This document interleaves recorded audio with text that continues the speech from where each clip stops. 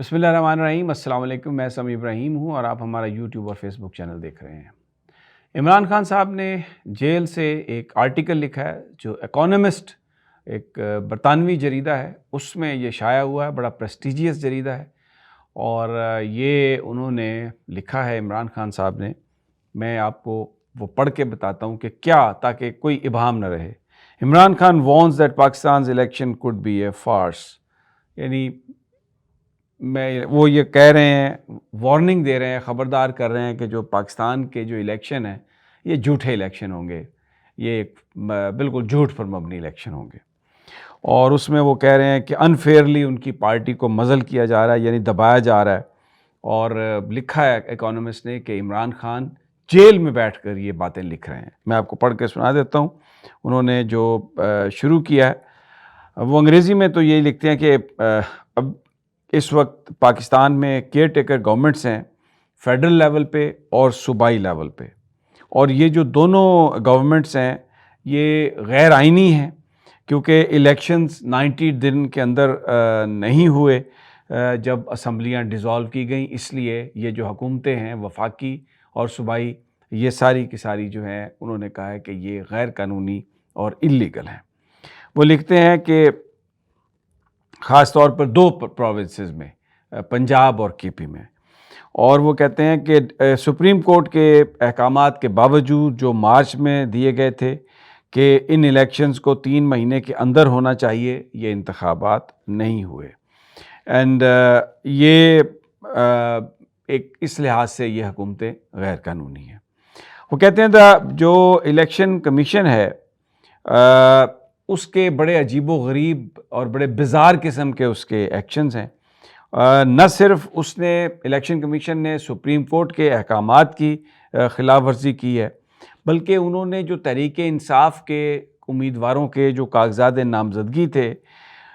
جو ہمارے first choice تھے، ان کو انہوں نے ریجیکٹ کیا۔ اور پھر جو پارٹی کے انٹرنل الیکشنز تھے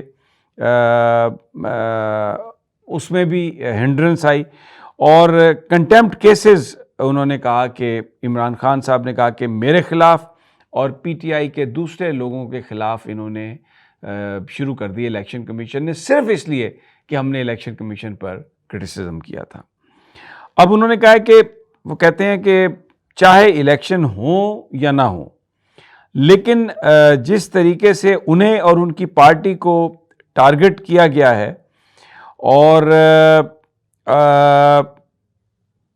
اس سے ایک بات جو ہے اس کا وہ بالکل کلیئر ہو گئی ہے۔ انہوں نے کہا ہے، عمران خان کہہ رہے ہیں کہ اسٹیبلشمنٹ،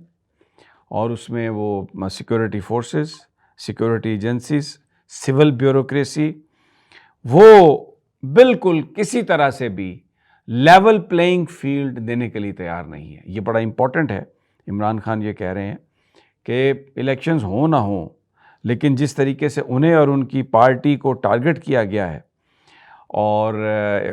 اس کے نتیجے میں وہ یہ سمجھتے ہیں کہ اسٹیبلشمنٹ، آرمی، سیکورٹی ایجنسیز اور civil bureaucracy level playing field ان کو نہیں دے رہی۔ اچھا، پھر وہ کہتے ہیں کہ یہ بنیادی طور پر اسٹیبلشمنٹ تھی جس نے انجینئر کیا، ان کا اقتدار سے ان کو ہٹانے کا منصوبہ بنایا، اور یہ سب کچھ امریکی پریشر پر کیا گیا، اور امریکہ اس لیے ناراض ہو رہا تھا کیونکہ میں ایک آزادانہ خارجہ پالیسی کی طرف جا رہا تھا، اور ان کو جو بیسز دینے سے میں نے انکار کیا تھا، یہ بنیادی طور پر یہ وجہ تھی۔ اور آئی واز ویری کیٹیگوریکل کہ میں نے کلیئر الفاظ میں یہ کہہ دیا تھا کہ ہم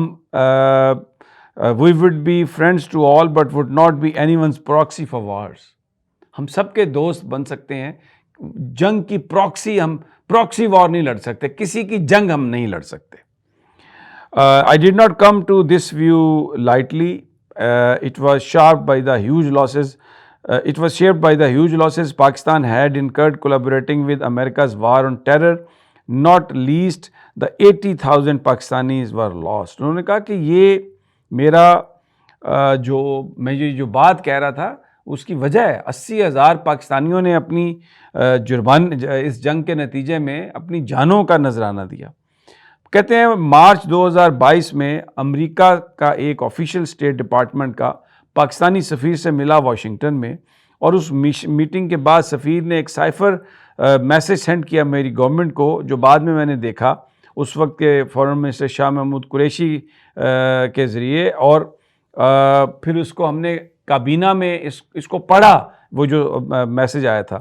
ان view of that cipher message, اس میسج کی وجہ سے وہ کہتے ہیں کہ آئی بلیو کہ جو American message to this effect was pull the plug on Imran Khan's prime ministership through a vote of no confidence, کہ یہ جو پیغامات آئے، امریکہ کا جو پیغام آیا، اس کے بعد پھر عمران خان کی جو حکومت ہے، یعنی ان کی اپنی حکومت جو تھی، اس کو ہٹانے کا عمل جو ہے وہ شروع کیا گیا ایک vote of confidence, no confidence کے ذریعے، اور ہفتوں کے اندر ہماری گورنمنٹ ٹاپل کر لی گئی۔ اور میں نے یہ دیکھا کہ جو جنرل قمر جاوید باجوہ ہیں، انہوں نے تمام ایجنسیز کے ذریعے مل کر وہ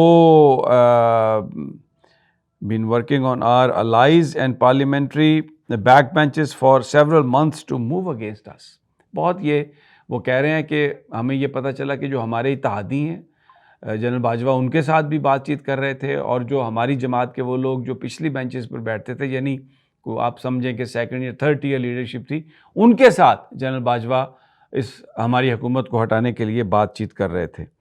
اور انہوں نے کہا کہ یہ جو رجیم چینج تھی، اس کا پاکستان کے لوگوں نے سڑکوں پہ نکل کر اس پر احتجاج کیا، اور اگلے جو چند مہینے تھے اس میں پی ٹی آئی نے جو 37 الیکشن بائی الیکشن ہوئے، ان میں سے 28 الیکشن جیتے، اور ایک بڑی اکثریت سے جیتے، اور کلیئر میسج بھیجا کہ لوگ پاکستان کے کس جگہ پر کھڑے ہیں، کس کو سپورٹ کر رہے ہیں۔ اور پھر انہوں نے کہا کہ یہ جو ہماری ریلیز تھیں، اس میں بہت بڑی تعداد میں خواتین بھی آئیں، جو کہ بالکل ایک انپریسیڈنٹڈ تھا، پاکستان میں ایسا کبھی نہیں ہوا تھا۔ اور یہ جو بڑے بڑے جلسے اور خواتین کی آمد نے جو پاکستان کے اندر جو طاقتیں تھیں جو حکومت کو یعنی گرانے کا اور بنانے کا کام کرتی تھی، وہ نروس ہو گئیں کہ یہ اتنا زیادہ پاپولر عمران خان کیسے ہو گیا۔ اور پھر انہوں نے یہ کہا کہ to add to their panic, the administration that replaced us destroyed the economy, bringing about unprecedented inflation and a currency devaluation within 18 months۔ Currency کی قیمت جو ہے وہ بالکل گر گئی، اور مہنگائی میں بہت زیادہ اضافہ ہو گیا، کیونکہ یہ ایڈمنسٹریشن جو تھی یہ بالکل نروس ہو چکی تھی، اور ان کے فیصلے جو تھے وہ سارے غلط تھے۔ اور the contrast was clear for everyone to see۔ اور یہ پچھلی حکومت سے اگر آپ اس کا توازنہ کرتے، یعنی جو ان کی حکومت تھی، تو بالکل یہ واضح تھا کہ پاکستان میں تحریک انصاف نے نہ صرف پاکستان کو بینکرپسی سے بچایا تھا، بلکہ بین الاقوامی تعریف بھی ہوئی پاکستانی حکومت کی کہ جس طریقے سے کووڈ کو ہینڈل کیا گیا، کرونا کو جس طریقے سے ہینڈل کیا گیا۔ اور پھر اس کے باوجود کہ کموڈٹی پرائس میں اضافہ ہوا تھا، جو اکانومی کی جو جی ڈی پی گروتھ تھی وہ 5.8% تھی 2021 میں، اور 6.1 ان 2022 میں، کہ یہ سارے کرائسس، کرونا اور یہ اس کے باوجود ہم نے جی ڈی پی جو ہے اس میں ہم نے اضافہ کیا۔ لیکن انفارچونیٹلی اسٹیبلشمنٹ نے یہ ڈیسائیڈڈ کیا کہ مجھے وزارت عظمیٰ میں حکومت میں نہ رہنے دیا جائے، بس اس لیے پھر تمام جو پولیٹیکل لینڈسکیپ تھا، سیاست میں تبدیلی کر کے تو انہوں نے مجھے ہٹایا۔ There were 2 assassination attempts on my life۔ مجھے مارنے کی 2 دفعہ کوشش ہوئی۔ My party's leaders, workers and social media activists along with the supportive journalists were abducted, incarcerated or tortured۔ Media کے لوگوں کو اغوا کیا گیا، سوشل میڈیا کے لوگوں کو اغوا کیا گیا، تحریک انصاف کے جو سیاستدان ہیں ان کو اغوا کر کے ان پر ٹارچر کیا گیا، اور یہ پریشر دیا گیا کہ وہ پی ٹی آئی کو چھوڑ دیں۔ اور ابھی تک بہت سارے لوگ ان میں سے بند ہیں، اور ان کے اوپر روزانہ یا تھوڑے تھوڑے وقفے کے بعد نئے چارجز لگا کے انہیں نئے پرچوں میں گرفتار کیا جاتا ہے، اور کئی دفعہ عدالتوں نے بھی انہیں ضمانتیں دی ہیں انہیں فری کرنے کے لیے، لیکن گورنمنٹ جو ہے وہ اس نے انٹیمیٹیٹ کرنے کے لیے، ڈرانے کے لیے ان کی گرفتاریوں کا سلسلہ جاری رکھا ہوا ہے، اور خاص طور پر جو ہماری فیمیل لیڈرز ہیں اور ورکرز ہیں ان کو ڈسکریج کرنے کے لیے بہت زیادہ تشدد جو ہے اس کا راستہ اپنایا جا رہا ہے. اور خود وہ کہہ رہے ہیں کہ میں آلموسٹ 200 کیسز جو ہیں وہ میرے اوپر کیے گئے ہیں، اور مجھے ایک نارمل جو ٹرائل ہے وہ ڈینائی کیا گیا ہے، اوپن کورٹ میں میرا ٹرائل نہیں ہو رہا. اور ایک 9 مئی کا ذکر کیا، انہوں نے کہا ہے کہ یہ ایک فالس فلیگ آپریشن تھا. انہوں نے یہ عمران خان صاحب نے یہ الزام لگایا، اور انہوں نے کہا ہے کہ اس میں جو ملٹری انسٹالیشنز تھی ان پر حملے ہوئے، ان پر آگ لگائی گئی، لیکن پی ٹی آئی کو اس میں غلط طریقے سے وہ کہتے ہیں کہ ملوث کیا گیا. اور 48 آورز کے اندر اندر جب یہ واقعہ ہوا تو کئی ہزار جو ہمارے کارکن ہیں ان کو اغوا کر لیا گیا، گرفتار کر لیا گیا. اور یہ جو جس طریقے سے یہ جس تیزی سے ہوا، اس سے وہ کہتے ہیں کہ ہمیں یہ لگا اور ہمیں یقین ہے کہ یہ ایک پری پلانڈ یہ سب کچھ تھا، اور یہ پلاننگ کے ساتھ سب کچھ کیا گیا، یعنی پی ٹی آئی کو اس میں ایک پلاننگ کے ساتھ پھنسایا گیا اور بدنام کیا گیا. This was followed by many of our leaders being tortured or their families threatened into giving press conferences and engineered television interviews to state that they were leaving the party. کہ party workers کو اٹھایا گیا، ان کی families کو تنگ کیا گیا، ان کو مجبور کیا گیا کہ وہ یہ پریس کانفرنس کریں یا انٹرویوز دیں کہ ہم پارٹی چھوڑ رہے ہیں. اور کچھ کو مجبور کیا گیا کہ وہ دوسروں کو جوائن کر لیں جو نئی پولیٹیکل پارٹی ہے، جیسے استحکام پاکستان ہے، اور کچھ کو میرے خلاف جو ہے وہ بیان دینے کے لیے استعمال کیا گیا. انہوں نے کہا کہ اس تمام کے باوجود P T I is popular. 66% support جو ہے وہ despite all this P T I remains popular with 66% support in a Pattan coalition 38 poll held in December. My personal approval rating is even higher, کہ ہمیں جو پولز ہو رہے ہیں اس میں بھی ہم آگے ہیں، اور جو میری پرسنل جو